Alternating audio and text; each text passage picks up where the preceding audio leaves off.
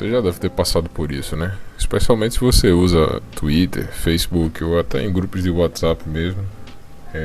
De você encontrar alguém que está com a ideia contrária à sua. Nada mais comum do que isso acontecer.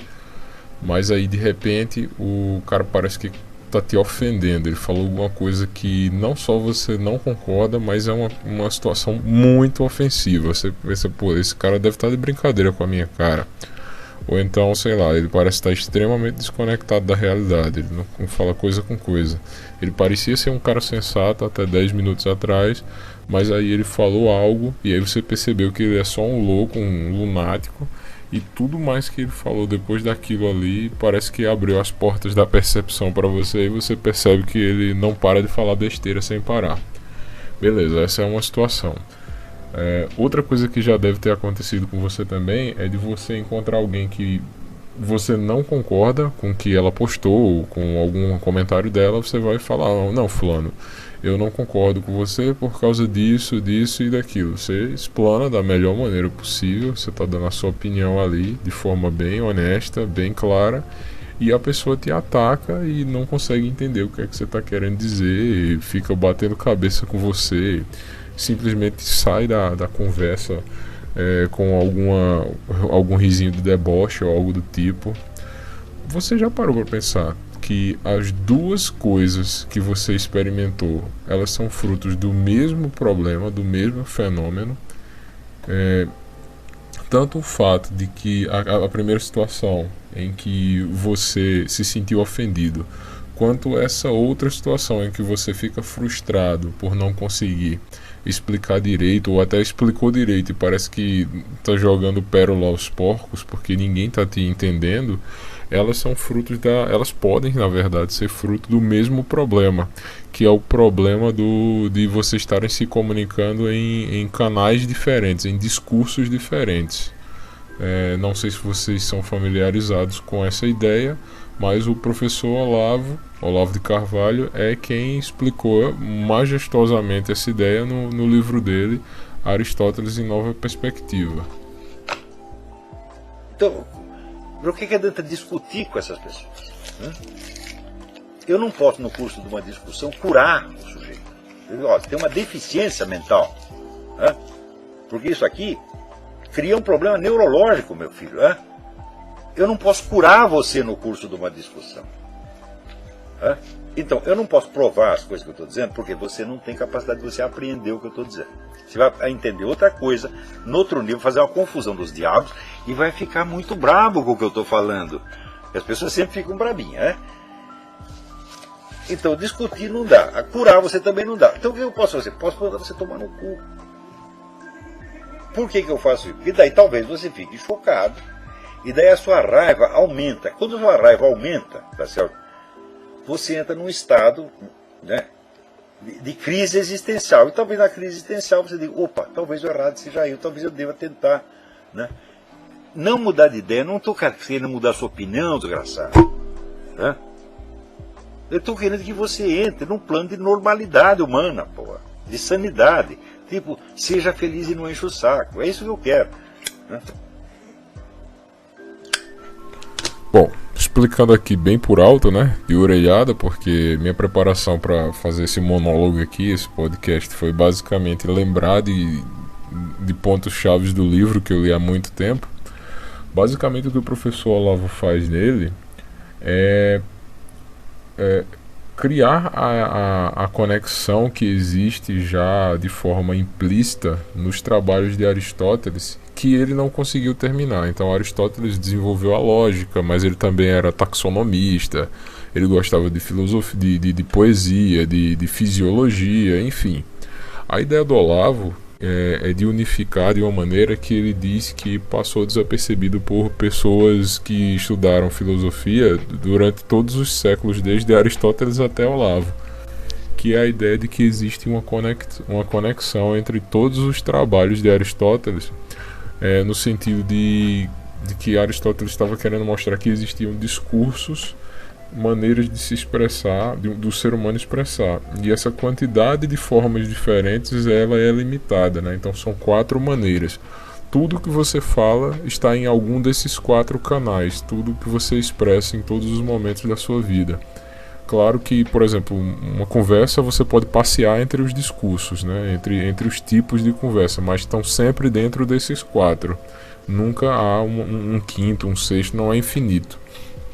Então, ou você está comunicando algo no nível poético, ou no nível retórico, ou no nível dialético, ou no nível lógico. Sei lá, o poético é o mais basilar e o lógico é o cume, né? Então ele está lá em cima. O poético é justamente aquilo que fala sobre o que é possível e impossível. É o linguajar justamente da poesia, da literatura, da imaginação. Você está falando sobre coisas que existem e não existem. O que faz sentido e o que não faz, e que alimenta e povoa o imaginário de quem está conversando com você. Um nível acima disso, ou seja, ancorado no poético, algo que precisa que exista um poético para existir, o imediatamente acima é o retórico, né? Então você já começa a falar sobre verossimilhanças, aquilo que parece e não parece, eu gosto e não gosto. Acima disso, você já está falando no nível dialético, que já começa a ser científico, né? Do tipo, vamos pegar uma tese e vou confrontar ela com a antítese para ver se a gente tem uma síntese. A gente está no mundo das possibilidades, das probabilidades. E por fim você leva as suas conclusões, suas sínteses à última instância. Você leva elas até a exaustão, que seria o verdadeiro ou o falso. Você está no nível lógico.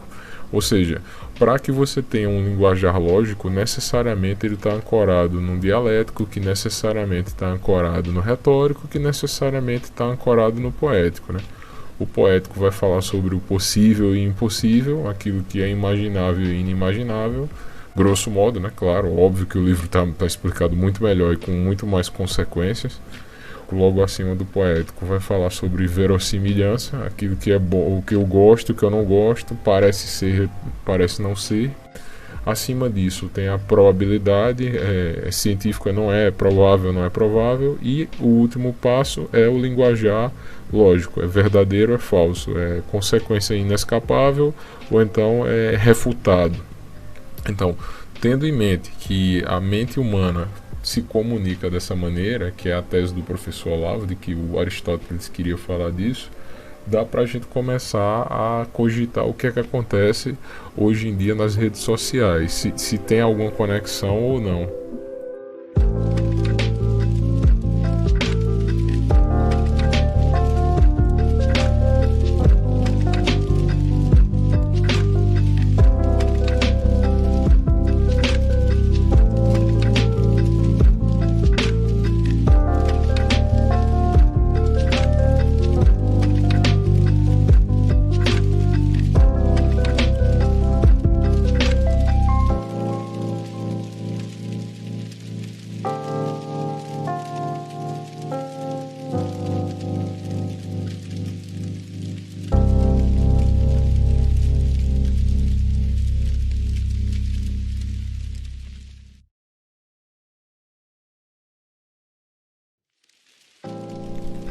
Acredito eu que tanto no primeiro caso, quando você começa a perceber que o cara tá te insultando, você tava numa discussão normal com o cara sobre política, sei lá, alguma coisa do tipo, e de repente parece que o cara tá te insultando, que ele é um retardado e que ele tá fazendo por onde te irritar.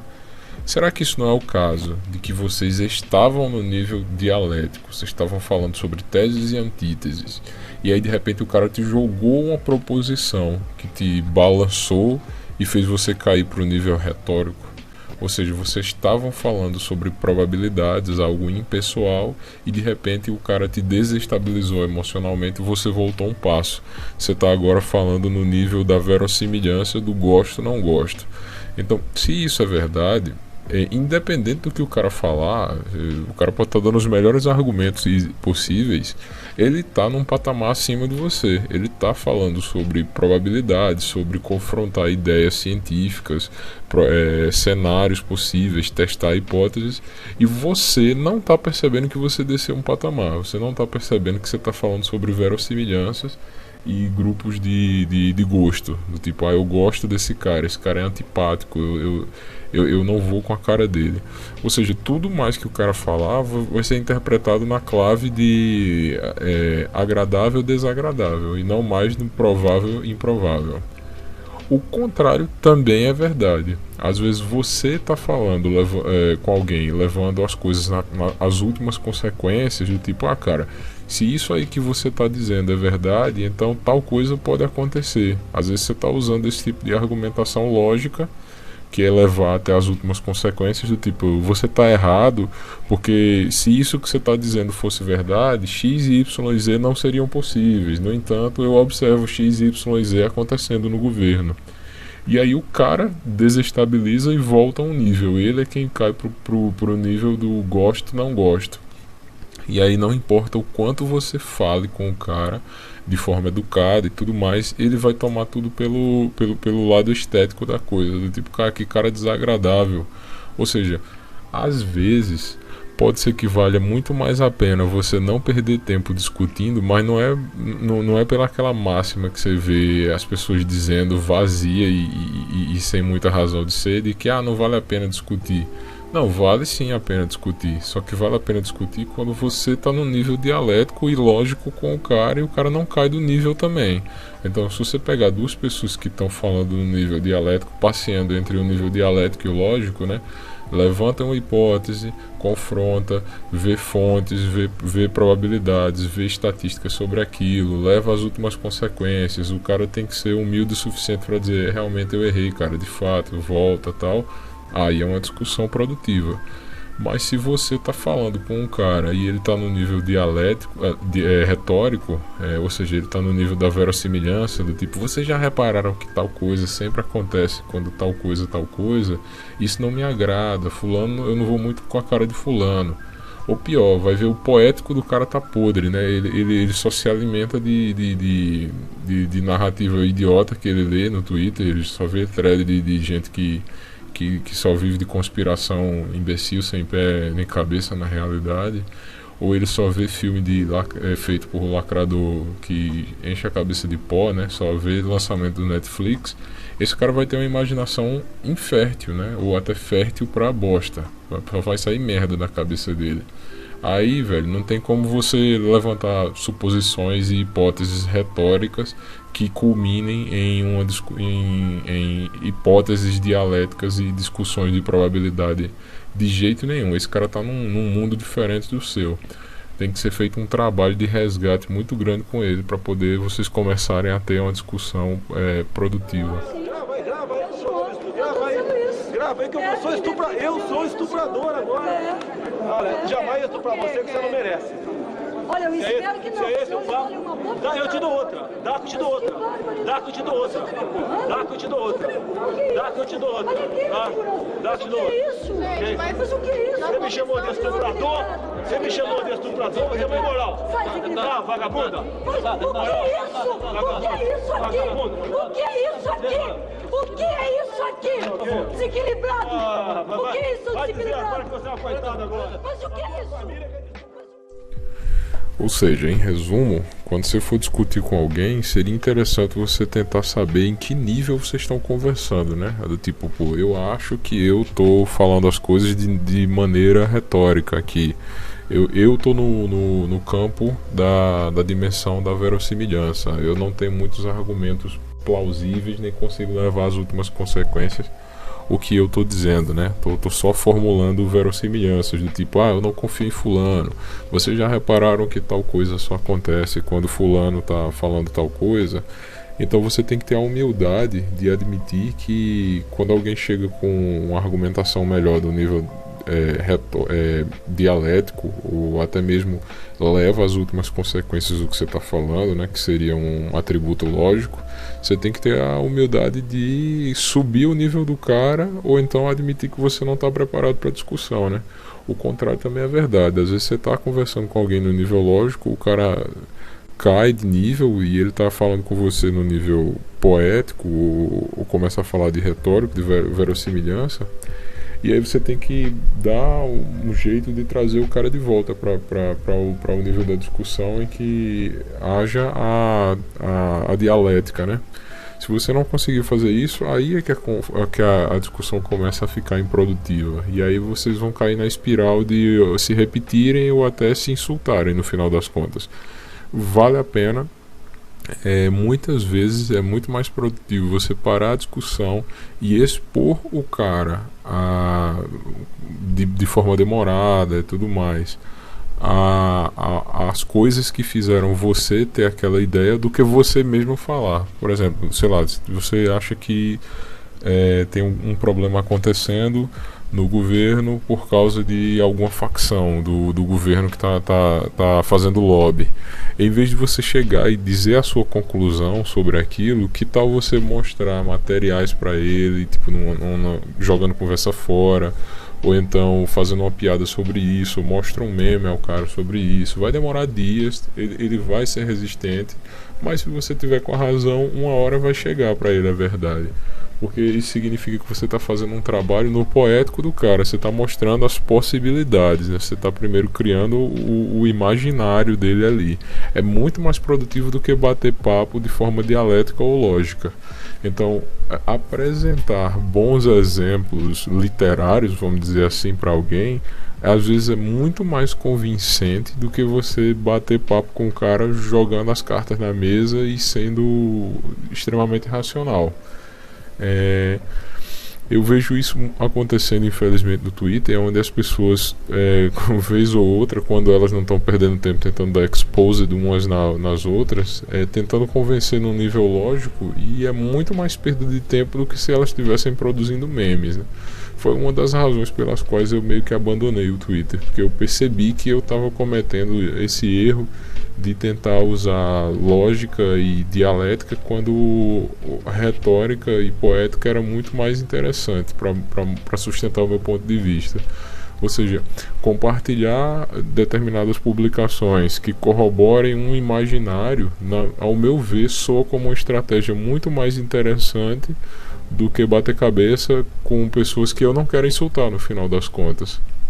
Então a minha vamos dizer assim, meu sabático que eu tirei do Twitter para não perder tanto tempo, não foi por outra razão, foi principalmente por causa disso, a estratégia do discurso, né? O discurso lógico e dialético de confrontar ideias não estava fazendo mais sentido para mim. Eu preferia muito mais compartilhar publicações ou tentar criar e compartilhar produções literárias e culturais, porque eu prefiro trabalhar muito mais nos campos poético e retórico. Demora, trabalho de formiguinha, mas eu acredito que se eu estiver certo nos pontos de vista X, Y e Z, que não cabe aqui nesse podcast explicar exatamente do que é que eu estou falando, mas enfim, se eu estiver certo, no final das contas o meu trabalho no poético vai render mais frutos do que se eu tivesse parado para bater boca. É isso aí.